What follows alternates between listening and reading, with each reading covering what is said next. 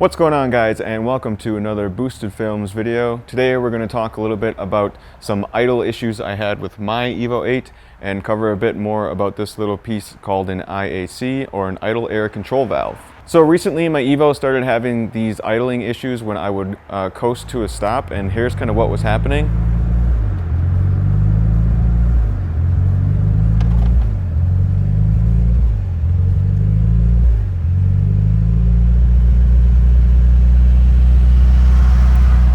So as you could see in that video, basically my idle would surge, it would spike up, it would drop back down, my AFR, my air to fuel ratio would kind of jump around. The first thing I thought could be the issue was this IAC, or this idle air control valve, IACV, this air bypass valve, whatever you want to call it. They go by a couple different names, but this was my issue, this little item here. And I'm going to put a picture on the screen so you can see actually how my old one was worn out. I was kind of surprised to learn that you could visually tell how much this one changed. This bad IAC, as you can see on the screen, is pretty worn out compared to this other used one that I found and was able to put in.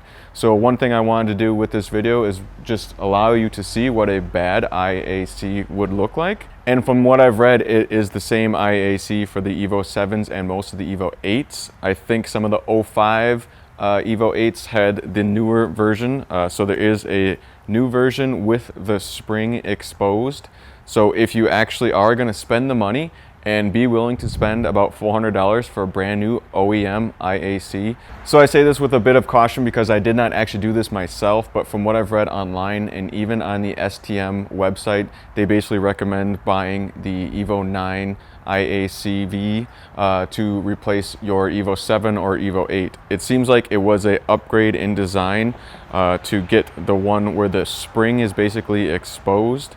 And that design with the spring exposed is basically the Evo 9 design, and from what I can tell, it will work on an Evo 8 or an Evo 7. And I didn't film myself entirely doing this change, but I can walk you through basically how to do this. It's pretty simple. You're going to follow your upper intercooler pipe here into your throttle body, just below on the bottom side of your throttle body. That's where your IAC is going to bolt in place. There's going to be 3 Phillips heads screws in there, and you simply remove those 3 screws, and then you'll unplug the wire going to the IAC, and then you'll plug your new one in.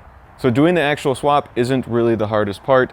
The biggest issue here is basically that you need to be willing to spend about $400 on an OEM IACV.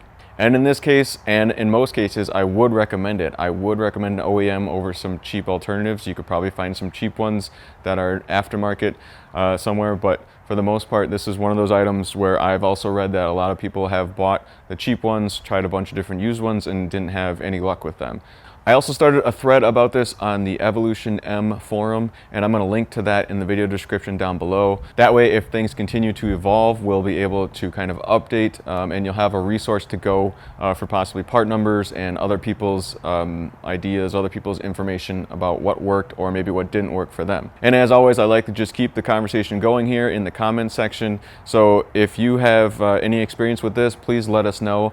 So as always, this is Paul from Boosted Films saying thanks so much for watching.